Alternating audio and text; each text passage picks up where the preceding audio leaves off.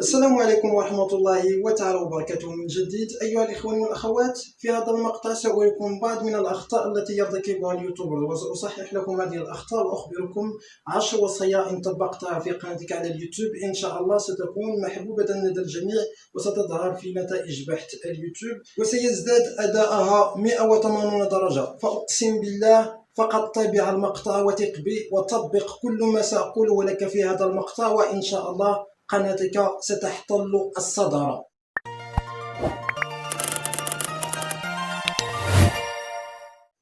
أولا، التعليقات المتكررة. لا يجب عليك أن تقوم بتعليق تعليقات مكررة إذا قام أي أحد بنشر فيديوهاتهم، مثل اشترك في قناتي وسأردها لك ب10 اشتراكات، إن لم تشترك في قناتي فاعلم بأن الشيطان منعك، اشترك في قناتي وسأردها لك، اشترك في قناتي وسأردها لك. هذه التعليقات سلبية، لا يجب عليك أن تقوم بهذه التعليقات في أي مقطع أحد.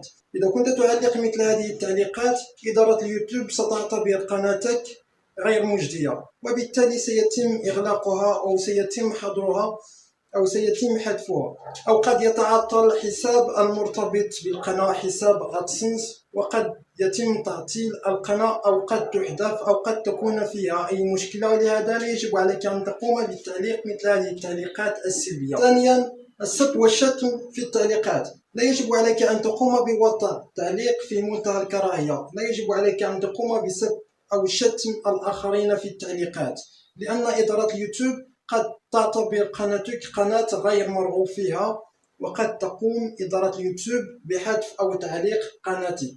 ثالثا، الصورة المصغرة. نجاحك في اليوتيوب يكمن في العنوان والصورة المصغرة. إذا كنت تريد أن تشتت انتباه الآخرين وتجذب الجمهور في قناتك يجب عليك أن تقوم بإضافة عنوان رهيب جدا وصورة مصغرة، لأن الصورة المصغرة هي من تجعل الجميع يدخل إلى الفيديو الخاص بك.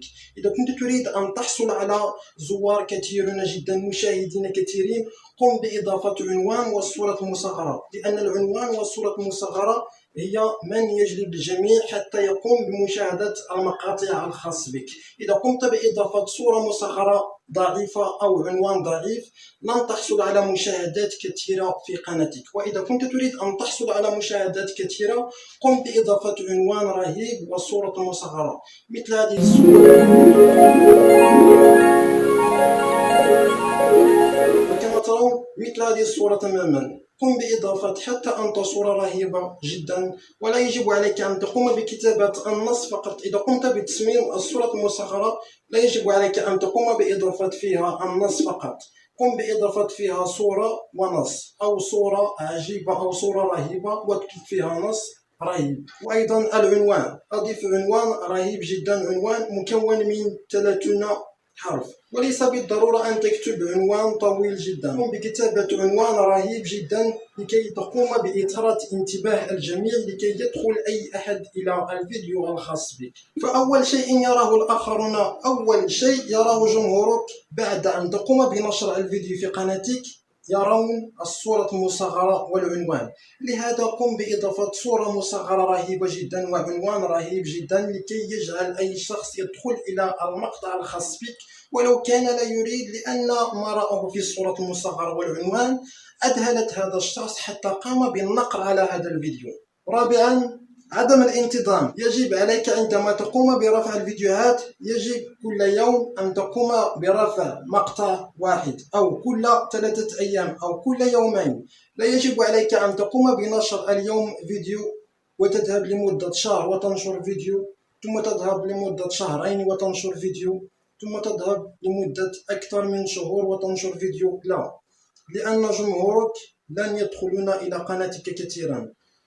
يجب أن تستمر الحركة في قناتك، يجب أن تستمر الحركة في قناتك لكي يتم ظهورها في نتائج بحث اليوتيوب. إذا كنت تقوم برفع الفيديوهات دائما بشكل متسلسل سيزداد ظهورها في نتائج بحث اليوتيوب، والجميع سيدخل إلى قناتك، وبالتالي دائما ستحصل على مشاهدات في مقاطعك على الفيديو. إذا كنت تقوم بنشر الفيديوهات كل يومين أو كل يوم أو كل 3 أيام لا يجب عليك أن تقوم بنشر الفيديو مثل هذا اليوم وتذهب لمدة أسبوع وتنشر فيديو آخر، ثم تذهب لمدة أسبوعين أو 3 أسابيع وتنشر مقطع واحد. لا، قم بنشر الفيديوهات بشكل متسلسل دائما، أو كل يوم أو كل 3 أيام انشر مقطع واحد. خامسا، عدم النظر لعدسة الكاميرا. عندما تقوم بشرح الفيديو لجمهورك يجب أن تقوم بالنظر إلى عدسة الكاميرا لكي يعلم الجميع بأنه تتحدث معه أنت. لا يجب عليك أن تقوم بشرح المقطع مثل ما أفعله أنا. لا يجب عليك أن تتحدث وأنت تنظر هكذا أو هكذا وتتحدث، أو هكذا أو هكذا. لا، قم بالنظر إلى عدسة الكاميرا مباشرة عندما تتحدث أمام جمهورك لكي يعلم الجميع بأنه تتحدث معه هو، وليس هذا أو هذا أو لا. قم بالنظر إلى عدسة الكاميرا عندما تقوم بشرح أي مقطع لجمهورك. قم بالنظر إلى عدسة الكاميرا. سادسا، بداية الفيديو الضعيفة والجمالية. ما معنى بداية الفيديو الضعيفة؟ أثناء عمل الفيديو يجب عليك أن تقوم بقول مقدمة كي تجعل المشاهد يتابعك من بداية المقطع إلى نهاية المقطع. مثلا يجب أن تقول لجمهورك ولكل من يشاهدك، مثلا يجب أن تكون مقدمة رائعة جدا كي تجعل المشاهد يتابعك من بداية المقطع إلى نهاية المقطع. مثلا يجب عليك أن تقول: السلام عليكم ورحمة الله تعالى وبركاته. كثير من الناس يتعطل حسابهم الشخصي على الفيسبوك، فلهذا سأخبركم في هذا المقطع عن الأسباب التي تجعل حسابك على الفيسبوك يتعطل، وسأخبركم بعض الحلول، وسأخبركم بعض المميزات التي تجعل حسابك على الفيسبوك لن يتعطل أبدا. مثل هذه المقدمة يجب عليك أن تقوم بقول مقدمة رائعة جدا كي تجعل أي شخص يتابعك من بداية المقطع. لا تجعل الناس يشاهدون فقط دقيقة ويذهبون. لا، قم بقول أو قل مقدمة رائعة جدا كي تجعل أي شخص يتابع المقطع من البداية حتى النهاية. الجمالية، عندما تقوم بشرح المقطع يجب أن يكون مظهرك رائع جدا. يجب أن تكون ثيابك نظيفة، مظهرك نظيف. لا يجب أن تكون متسخا وأنت تشرح المقطع للآخرين. قم بشرح المقطع وأنت بمظهر جميل وثياب نظيفة وبدن جميل أيضا. وأيضا لا يجب عليك أن تقوم بعمل فيديو بهذا الشكل ولا هكذا. يجب أن تكون بعض المساحة عندما تقوم بشرح الفيديو، وتترك بعض المساحة وبعض المساحة، بعض مساحة هكذا وبعض مساحة هكذا ثم بعض مساحة هكذا، وأن تكون في الوسط وعندها قم بشرح الفيديو. سابعا، AVL. ماذا يعني AVL؟ يعني جودة الصورة والصوت. عندما تقوم بشرح الفيديو للآخرين تحدث بصوت مرتفع كي يسمعك الآخرون. وأيضا يجب أن تكون جودة الفيديو رائعة جدا. قم بتصوير الفيديو بكاميرا ذو جودة عالية. إن لم تكن لديك كاميرا اشتري آيفون تكون كاميرته ذو جودة عالية، يقوم بتصوير فيديو رائع جدا، فيديو واضح. لا يجب أن تقوم بتصوير فيديو مضلل أو فيديو مشوش. ويجب أن تكون جودة الصوت واضحة لأي شخص يقوم بمشاهدة المقطع الخاص بك، وتحدث بصوت مرتفع قليلا، ولا يجب عليك أن تتحدث بصوت منخفض. ثامنا، الملل. ماذا يعني الملل؟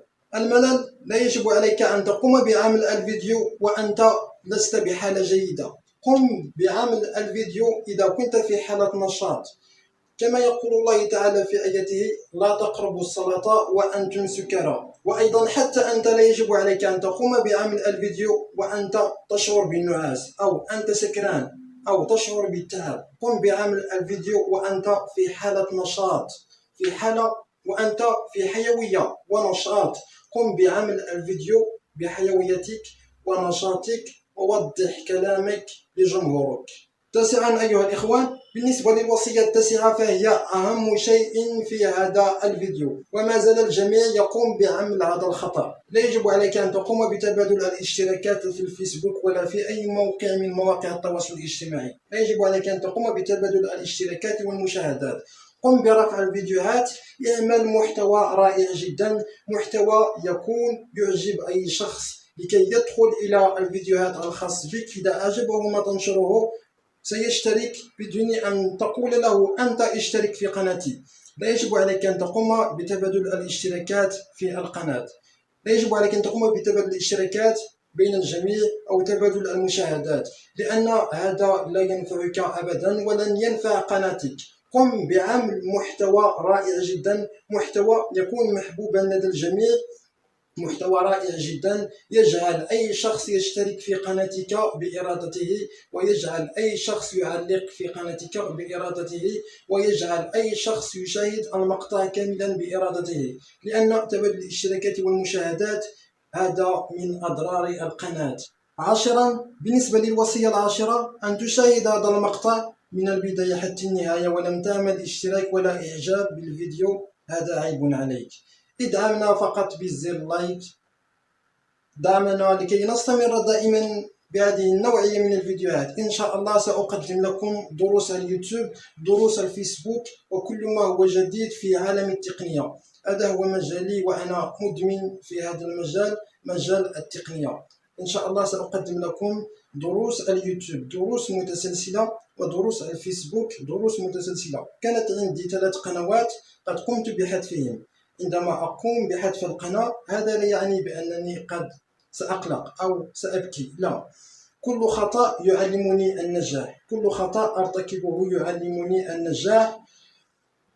بسبب إرادتي وعزيمتي وصلت إلى هذه المرحلة، وإن شاء الله سأتابع حتى النهاية.